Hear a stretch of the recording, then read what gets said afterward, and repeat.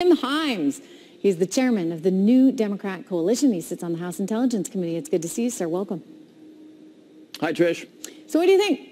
What should we be doing right now at the southern border as we watch thousands trying to pour in and thousands more try and seek asylum, hopefully the right way?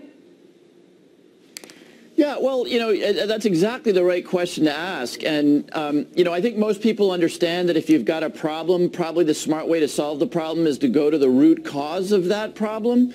And so, look, I don't get too excited about, whether there are American judges on the Mexican side of the border determining the validity of asylum claims or whether it happens on the other side of the border. The reality is we don't have a national security crisis around asylum seekers. We've never had an act of fatal violence committed by an asylum seeker. Right? These are people who may or may not be fleeing danger and violence in their own countries. So do you dispute what the administration is saying, sir, about 500 felons among this group? They're lying about it. They're just flat out lying about the national security threat associated with the caravan. Security is lying by telling us that there are 500 known felons. The Department of Homeland Security does not know who is in that caravan. The president, of course, outright lied when he said that there are Middle Easterners in that caravan.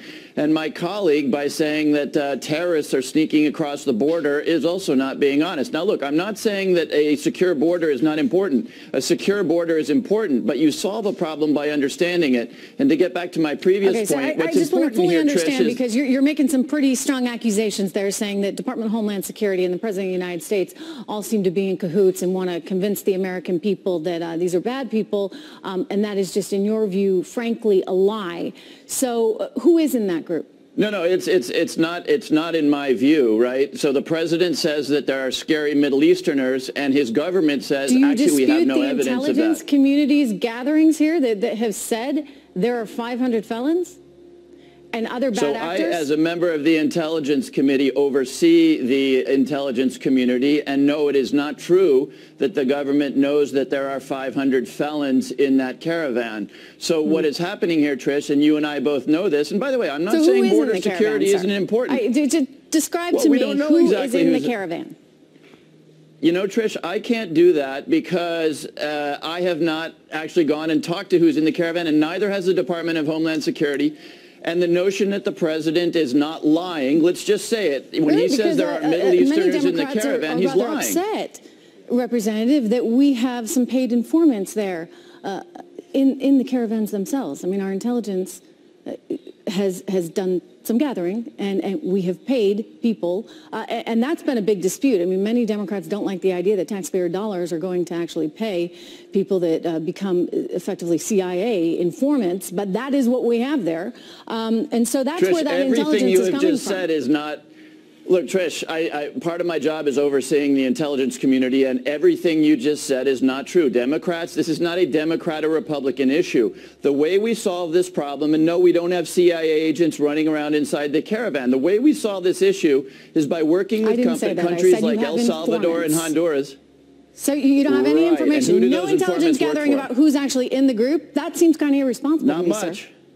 Not enough to be able to say with any certainty that there are 500 felons in that group, which nobody is saying. So my point is, if we can get back to what really matters. No, somebody is saying that. The Department of Homeland Security is saying that. But let's move on from that, because you're saying everybody's just great that wants to come here. So what's your answer? Open up the border? Trish, did I say did I say everybody's just great who wants to come here? Because now you're lying. Congressman.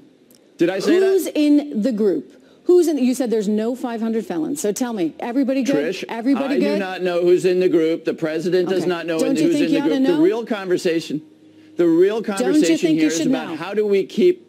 I think what we should do is we should stop these caravans from originating in countries like El Salvador and Honduras. Don't you think that's probably the solution? I think that's a great idea. I'd like to see places like El Salvador, Honduras, Guatemala do their part, especially since we give them so much in financial aid. Exactly. So the way to solve this problem is not to scare Americans that there's Middle Easterners or criminals or felons. The way to stop this problem, of course, is to work with El Salvador and Honduras to try to reduce the violence and the gang violence in their countries, which stops people from fleeing. And Guatemala and help them to prop up their economies. I get it. I see where it's going, right? This is what we do, right? We help other countries, partly because we're a good country, but we help other countries because we don't want their people... I don't want you going anywhere because I got much more to talk to you about. So Congressman Hines, I'll see you on the other side of this break. All right, we are back with Congressman Jim Hines from Connecticut. And Congressman, just as we went to commercial, you were telling me that we need to be doing more in places like Guatemala, in places like Honduras, and in Mexico to help those economies so that people don't want to be put in the position of leaving in the first place. We're spending a lot of money in these places as it is. What more do you think we should be doing?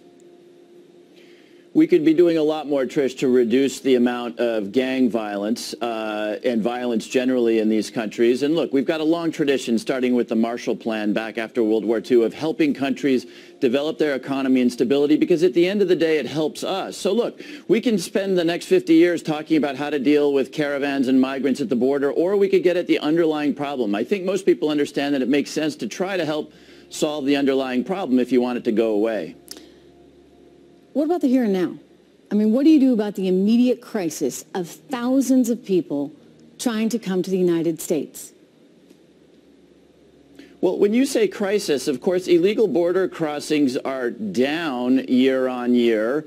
Obviously, we need more secure borders, so don't try to pin wanting open borders on Democrats or on me. Let me just jump in there, because that's an important thing that you said. You believe that we need more secure borders. Yes? Absolutely, as pretty much every Democrat does. Our borders need to be secure, no question about that. So would you work with the president? Would you work with Republicans to try and secure our border there with Mexico?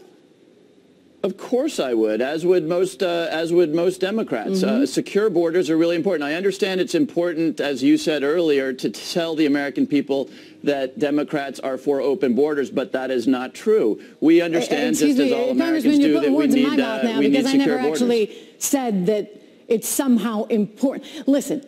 Here's the deal. You have a crisis right now. When you were talking to my colleague, you said the Democratic policy is to push for open borders. You have thousands. I heard you say it. Look, I mean, what was the gubernatorial candidate that lost and is on her apology sour grapes tour? Stacey Abrams had talked about allowing illegals to vote. We heard in San Francisco, well, they're actually doing it with the school board there. You're allowed to vote even if you're in this country illegally. And the concern is, as you see your party grow increasingly radical to the left, and I'm not saying you're there. I mean, you're from Connecticut. But it's a concern that part of the goal is to get more people here so that they can get more votes. I'm glad that you're saying that's not in your wheelhouse, and you don't want to do that, and you do want safer borders. So how do you get it done in such a divided environment right now, especially when there's talk of a shutdown? Do you foresee a shutdown of the government as a result of this border crisis? Well, let me get back to something you said earlier. You said the party is becoming ever more left. We took the majority with 40 seats, picking up seats in places like Kansas, Oklahoma, South Carolina, 3 seats in Virginia. Look, you can run Alexandria Ocasio-Cortez, who won a deep blue seat in Queens, all you like. The reality is that the House Democratic Caucus picked up seats in purple and red areas, Oklahoma and Kansas, that will actually make for a caucus in the House of Representatives, which is probably more centrist and more pragmatic than it was before, because these people who come out of Oklahoma and Kansas, of course, are not going to be exactly like the people who come out of deep blue districts. So what do? We go back to a place where we were, back in 2013, I guess it was, when you had strong bipartisan support for, yes, more border security, but of course for trying to get at the underlying causes. People come here because they're fleeing violence. Let's see if we can address the violence where they're fleeing. They also come here because where they come from, they might make $2 a day. In a place like Stamford, Connecticut, they can make multiples of that. So let's, really get at the underlying economic causes, meaning let's crack down on contractors and restaurants and cleaning services that are actually hiring the undocumented in the United States. Let's make sure people have a way of proving that they're entitled to work here. If you do those things, you're going to spend a lot less time focusing on what's actually happening at the border, because you'll get at the underlying causes of why people are trying to get into our country. I don't dispute that. I think that you have to have a comprehensive approach here. But again, I just go back to trying to deal with the sort of immediacy of the situation. And it's certainly a challenging one because you can't just say, okay, everybody come on in. But is shutdown possible over this issue? Well, I think it'll be interesting to see that. You know, it really is in the president's hands. I mean, the president wasn't in power, of course, when we did have that brief shutdown associated with Ted Cruz and the Affordable Care Act. You know, I heard you say earlier that it's going to tick people off at both parties. If the president of the United States, who already is a historically unpopular president, is seen as causing the inconveniences and other problems associated with the government shutdown, it's going to be a real political problem for him. It won't be the Democrats in the House of Representatives that are shutting down the government. It'll be the president. Don't worry. There's plenty of blame to go around. Unfortunately, Congress is not very high on anyone's list. But let me just quickly ask you, speaking of that, someone who is trying to position herself again for another big job there is Nancy Pelosi. And it seems as though she's the one in line. Do you agree with having Nancy Pelosi there as Speaker, or do you worry that the party needs new people, new faces in light of the challenges you guys have faced?